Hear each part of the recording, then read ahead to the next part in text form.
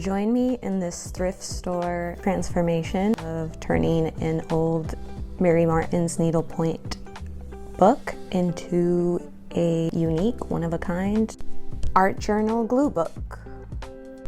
Many people struggle to find ways to upcycle old items, but with a little bit of creativity, you can find really amazing ways to upcycling materials that you find at thrift stores. When selecting thrift store books or items, remember to look for interesting colors or textures. That's why I like old books, because they add a vintage flair to my collage art journals. And I want to lay some images on top of that. So let's look through some books and harvest some images. I also organized some of my papers. Sorry, I got distracted with my cat running around. So if you hear that like thumping sound, that's my cat running around rambunctiously. But anywho, let's start looking through those magazines.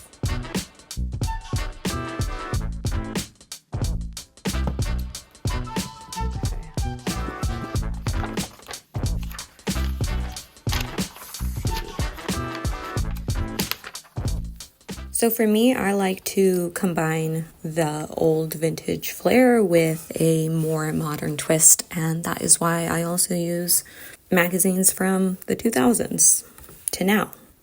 Of course, you don't have to do that.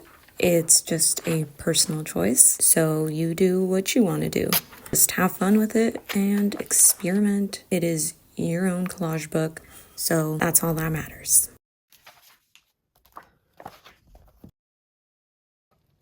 Oh, actually, this would be a cool background. I like this side more than, this side's more plain, but I could always put something else on this side. This black side here. I'll go ahead and rip that.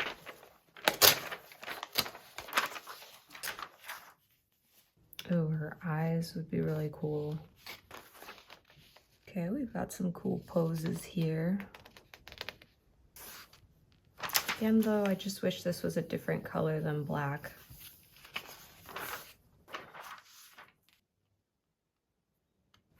Here's some cool hair. I'll just keep going for now, because I still really want to find... Actually, I needed these colors for another collage. That happens a lot where I'm looking for one thing for one collage, but end up finding images for another one. I like her face features, like her eyes, mouth area, so just like her whole face, I guess. Oh, her eyes are really cool too. Her expression. Well, I'll see which one calls to me a little more and set it aside for now.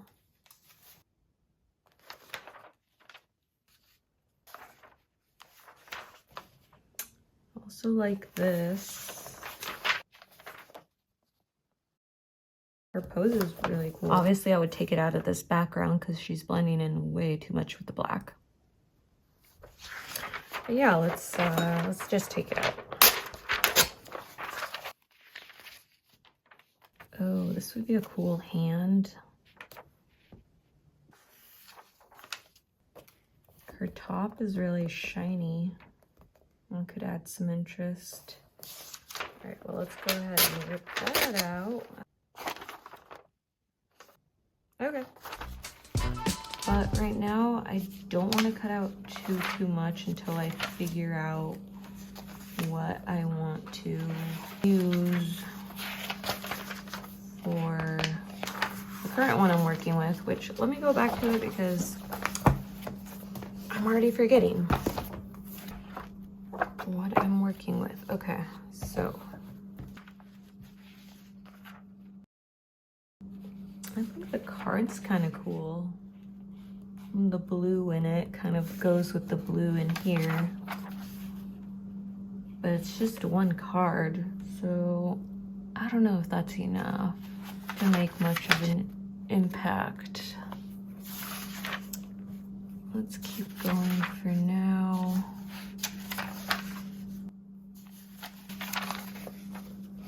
Honestly, if I am looking for a bag, I could go for another magazine that has slightly thicker pages. These are a little thin. Like, it's fine.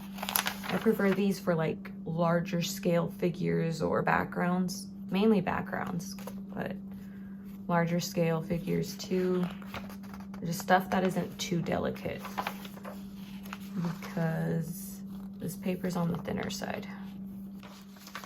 Actually, just as I say that, this middle part is thicker than these other pages. I don't know if it shows on camera as well, probably not. Oh, nice. These would be really cool. But this is still really great for both letters and just pops of color. Her eyes are cool. Like her whole thing here, all these colors and expression. Her fingernails.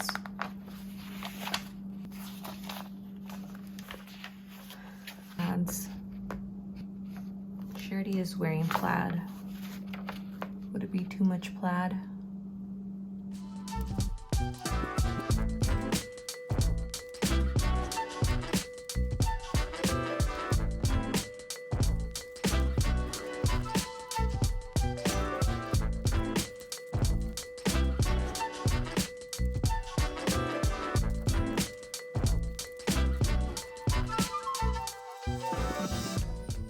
So I didn't find anything else in this book to go toward this collage. So I'm gonna move on to Veranda and see if there's anything in here.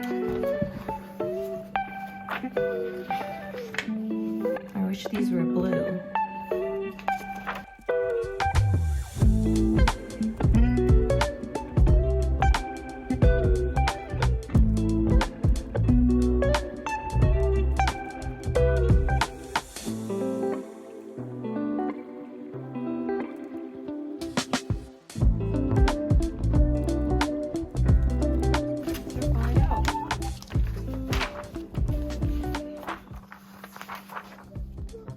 Are really cool. These are beautiful. So is this. Okay, definitely keeping that for something else.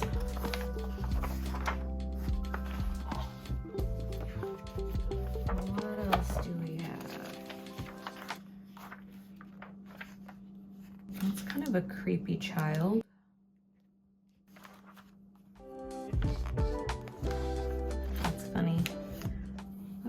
These words, these letters, I mean.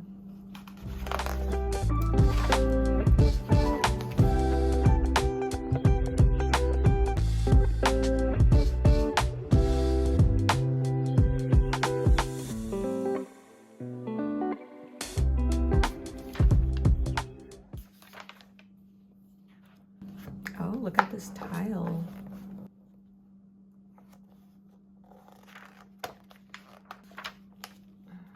Not for this as a background.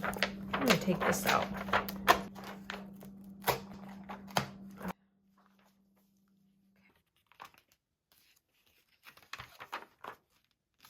More tile. Okay, I think this tile could work actually. And then this one goes with the other one. Okay, let's rip this out.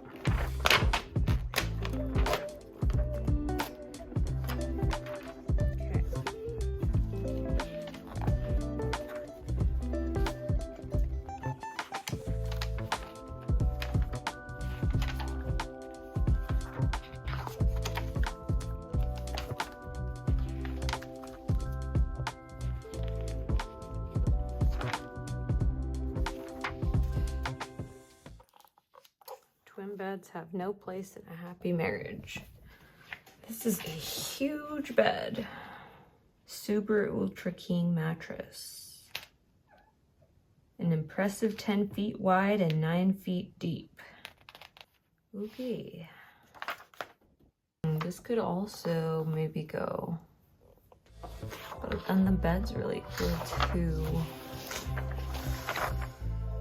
Well, let's just rip it out and see.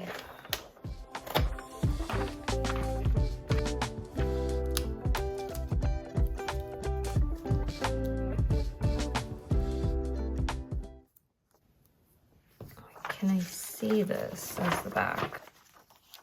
Does it take away too much? I think it might take away too much, actually. She could be leaning on the bed post.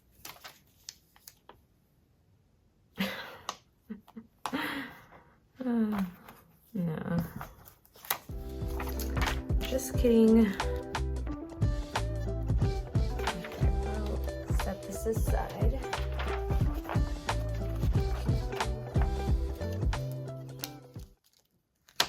Maybe this tile. This blue go with the blues in here. What's on the back? Well, I'll try it.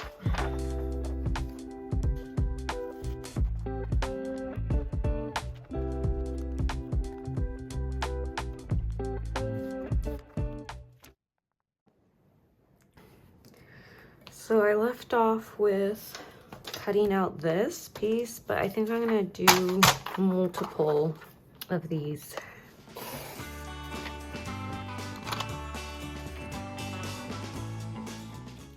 We're going to Tetris these pieces around the composition.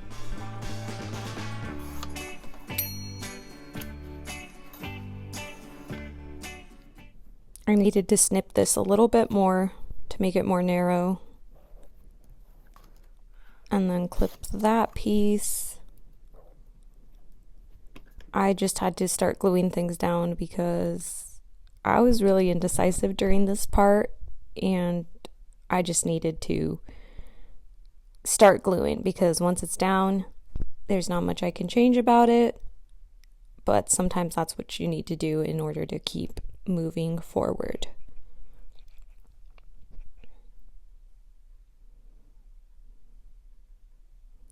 And I just kept trying different positions for these pieces.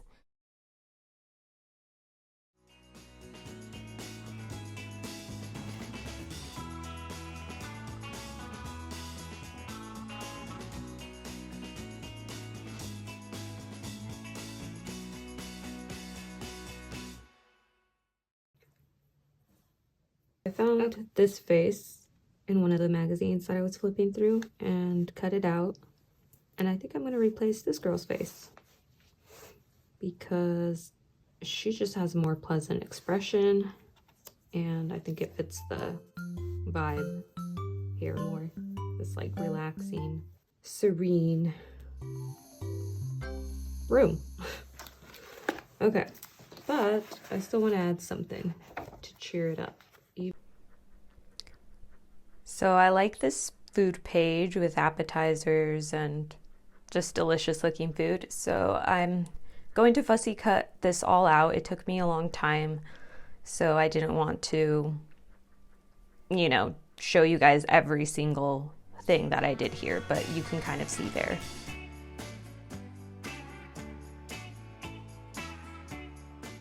We're switching back to our dinner lady, and I'm gluing down her head. In just a moment, you will see me place her feet, arrange her feet into the couch. So I slide the small cutting mat behind this page and start cutting into the couch.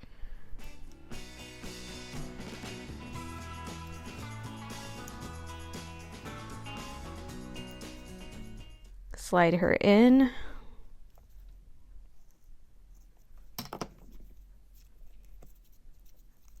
It actually took me a while to find an arrangement I was happy with and to get her legs to lay down flatly without her head being off of the page. But I eventually got it.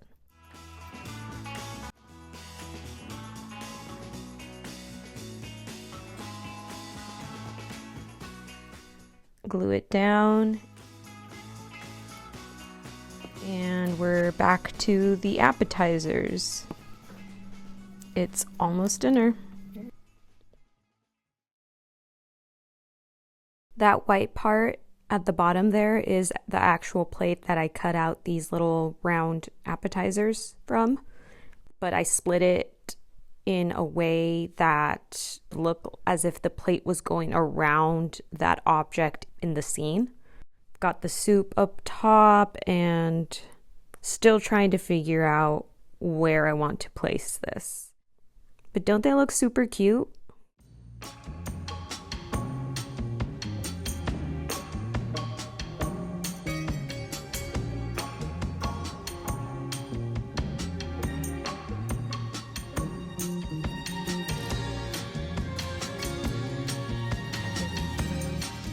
So first I tried to slide this piece of meat into her hands by cutting through her hands with the X-Acto knife.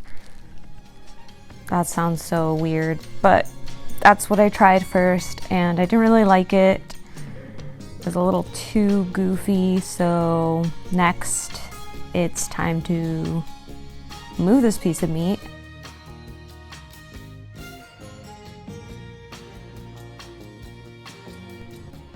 So I'm continuing to layer the pieces.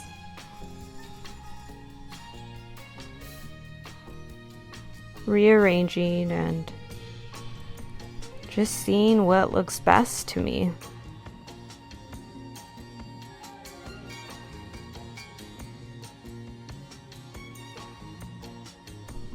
And I liked the spoon in her hand best, so we're going with that.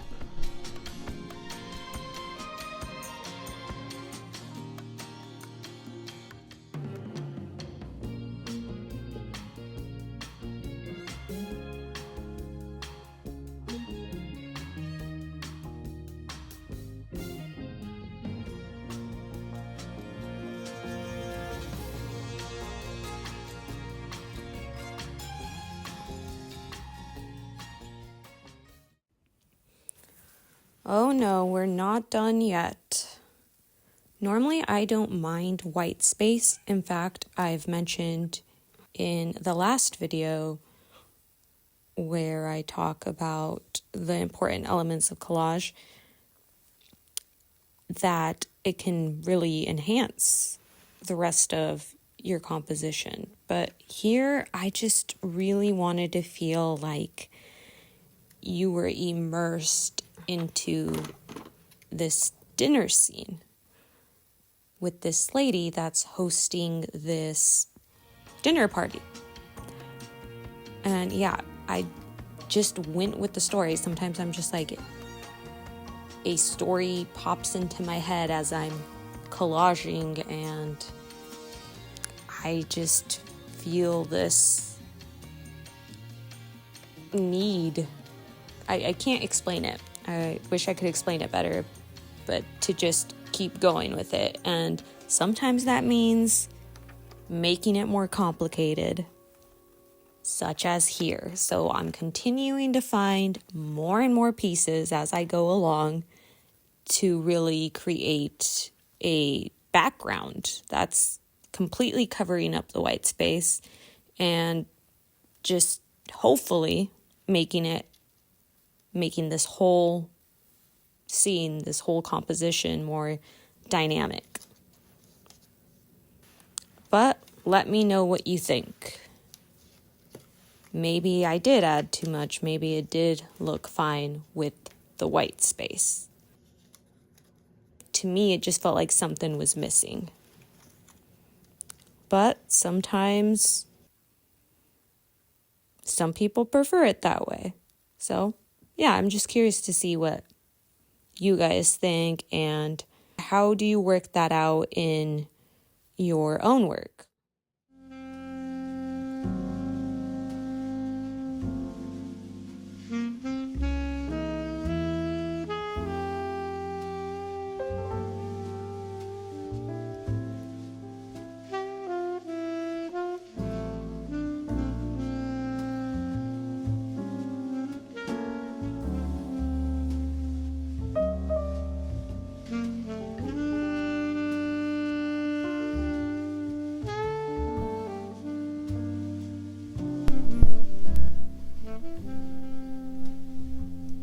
This yellow piece, the yellow tile here, was really giving me a hard time due to the round shapes in it. I had to keep cutting it down over again and rearranging it behind the lady, basically. Like, I had to, as you can see here, just keep trying to figure out how it would fit in a way where there wasn't any white gaps in the background.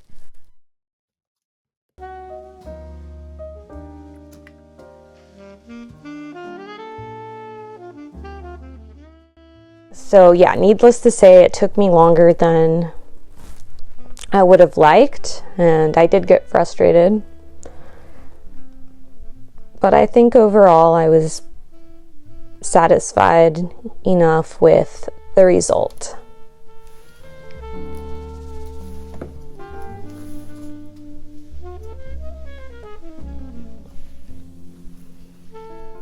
I also like how the square tiles throughout mimic the square plaid that the lady's wearing. I think it's subtle enough where sometimes something can be too busy if you're using different patterns or colors, but I think here it just, because the squares are so small and I'm keeping it to two main contrasting colors, the yellow tile and the blue tile.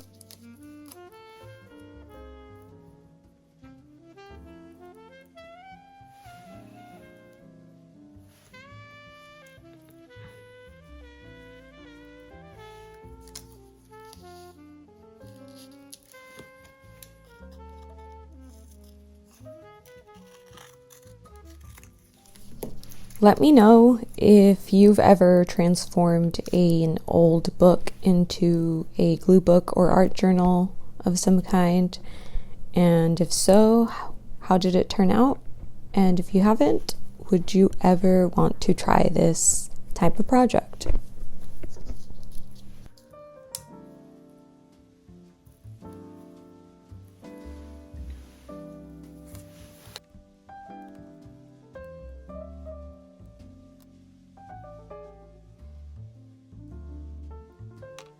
We've explored how easy and rewarding it is to upcycle thrift store books today into glue books.